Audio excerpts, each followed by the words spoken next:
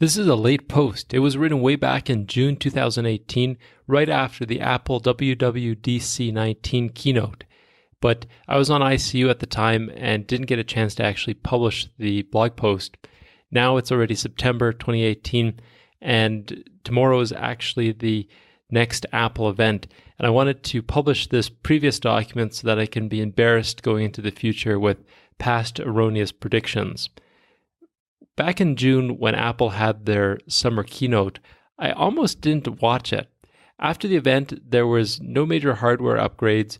There were no major news stories on Twitter or in the news. When you searched for the event right immediately after, it seemed you mostly got stories that were written even before the event happened, and no one was talking about anything that happened during this event. You can pull up the full version on the Apple website. In the end, though, I ended up being extremely impressed with the keynote, and I think it's one of the most important software upgrades in quite a number of years.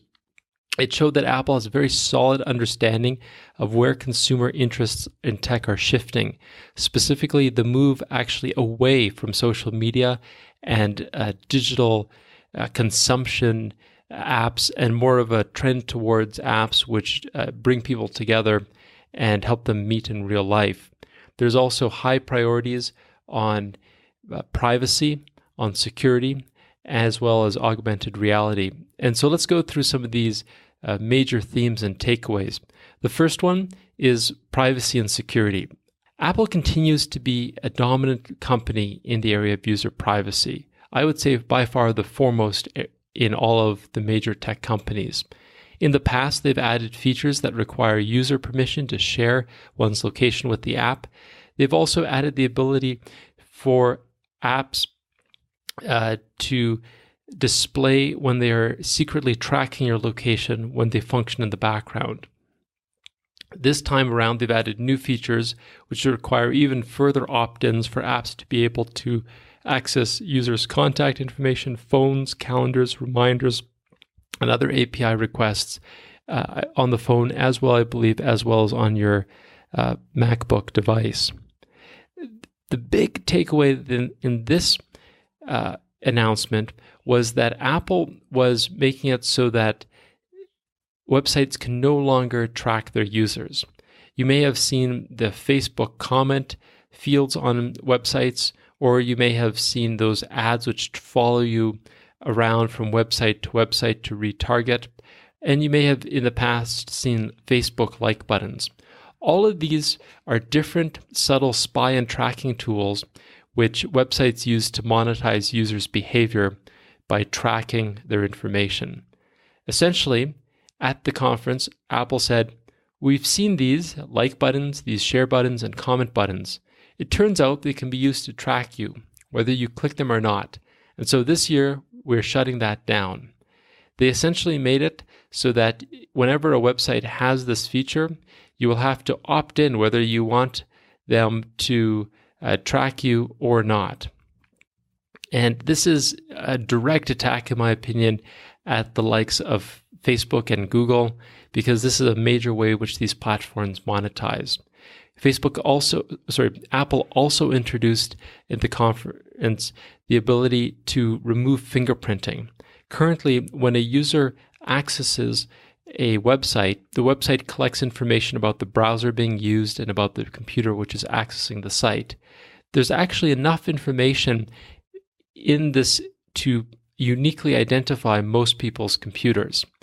But going forward, Apple is going to remove the ability for websites to identify users uniquely, because they will make all computer viewing it through the Safari browser look the same. The second major theme is on well-being and the backlash against digital technology.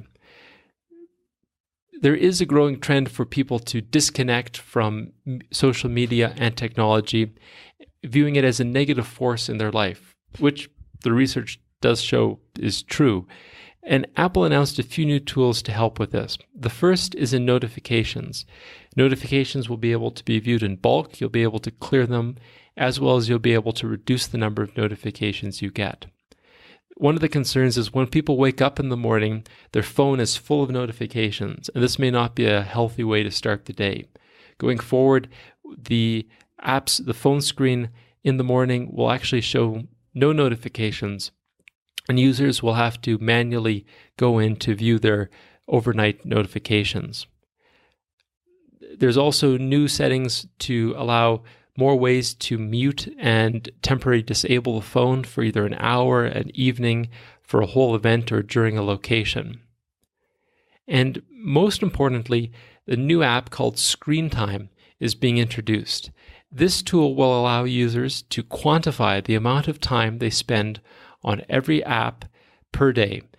It will also have metrics which can be viewed per week, and importantly, tell you things such as the number of times you pick up your phone. When you pick up the phone, what's the very first app that you load? How many notifications do you get a day? How many per hour? Which apps are the ones which are sending you the most invites? And you can even set a time on how many minutes you want to spend in each app per day. And once you reach that time limit, the app can lock itself down. And this will be available both to individuals as well as to parents.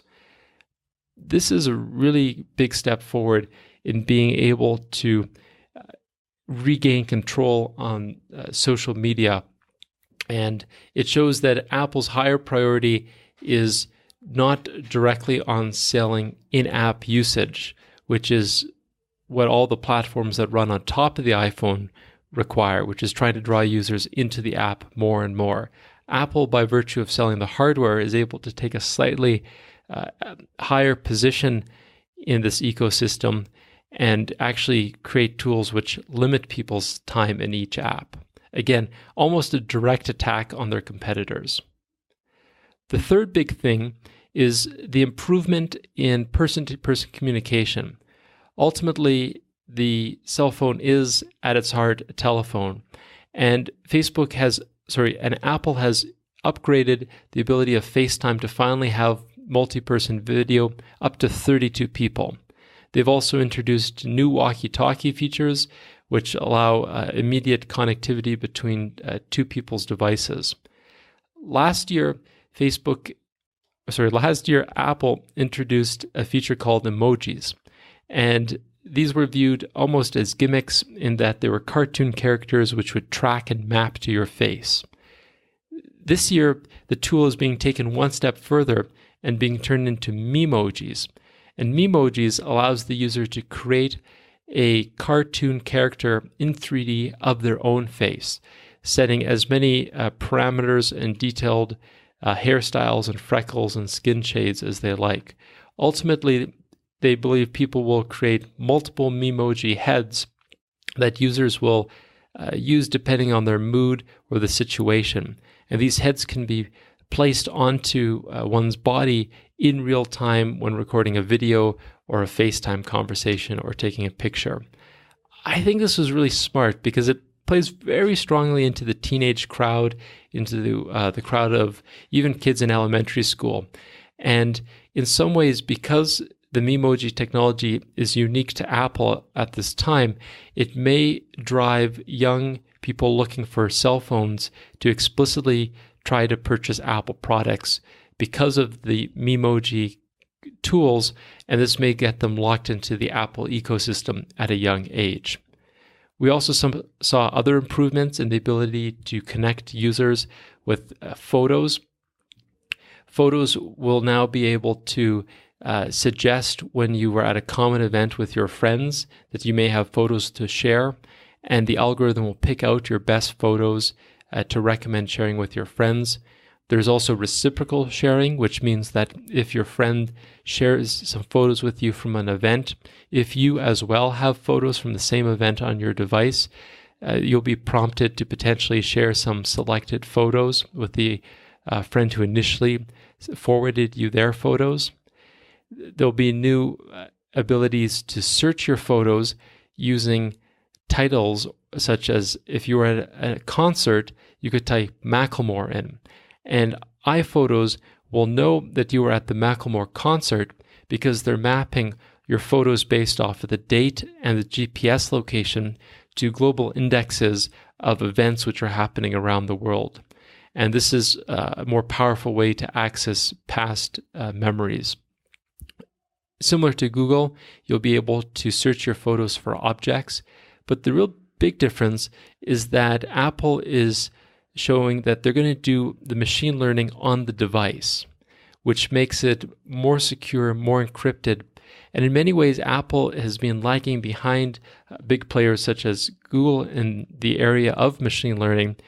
Some have suggested it's because of their focus for on-device machine learning and the way that they are trying to secure the user's privacy and information. And I do wonder if in the long run, taking the slower route of trying to get on-device encrypted, secure machine learning developed as an expertise within the company may prove beneficial, especially when users begin to include much more personal data, such as healthcare information. Moving into the fourth theme, augmented reality. No tech conference or keynote in 2018 would be complete without discussing this, but there was actually a really big announcement at the Apple keynote, and that was that Adobe and Pixar had worked with Apple on a new AR format, USDZ, Universal Scene Description. And this is a single file, such as a JPEG is a single file, but contained within the USDZ file are all the requirements you need to render AR images. And this file, just like an image, can be attached to a website, embedded into a website, can be attached to an email, or can be sent as a text message. And this is showing how AR will become ubiquitous in the way that we send videos and images today. The format is easily accessible and editable on the Adobe suite. And here's just some pictures, for instance. They also showed in the AR presentation how incredibly accurate their measurement tools were using the AR features.